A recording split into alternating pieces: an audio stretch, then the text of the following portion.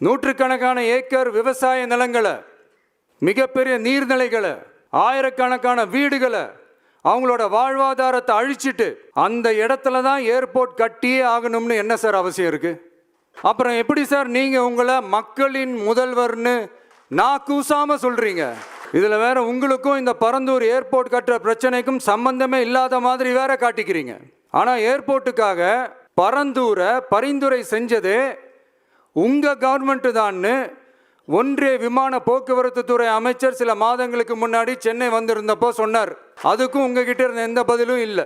இந்த சூழ்நிலையில் பரந்தூர் விமான நிலைய பணிகளுக்காக விவசாய நிலங்களை கையகப்படுத்த கடந்த 25/6/2025 அன்னைக்கு உங்க கவர்மெண்ட் தான் அரசாணை பிறப்பிச்சிருக்கு. விமான நிலையம் அமைக்கிறதையே ஏற்க மாட்டோம்னு வருஷக்கணக்காக போராடுற மக்களோட நிலங்களையும் சேர்த்தே கையகப்படுத்த அந்த ஆணை பிறப்பிக்கப்பட்டிருக்கு. விவசாயிகளோட கண்ணீரை துடைக்க வேண்டிய தமிழ்நாடு அரசு அவங்களோட கண்ணில் குத்துறதாகவே இருக்கு இந்த ஜீவோ. இதெல்லாம் உங்களுக்கு தெரிஞ்சுதான் நடக்குதா, உங்க ஒப்புதலோட தான் நடக்குதா தெரியல, பதிலும் தெரியல. பரந்தூர் மக்களை இது வரைக்கும் நீங்க ஏன் சந்திக்கலன்னு கேட்டா அதுக்கும் பதில் இல்லை.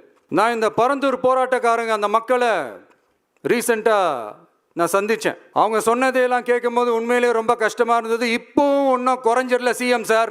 சாதி மதம் கடந்து தங்களோட குடியிருப்புகளை, விவசாய பூமியை, வாழ்வாதாரத்தை, நீர்நிலைகளை காப்பாத்த ஒன்னா நின்று போராடிக்கிட்டு இருக்கிற பரந்தூர் பகுதி விவசாய பெருங்குடி மக்களை தயவு செஞ்சு நீங்க நேர்ல சந்திச்சு பேசுங்க.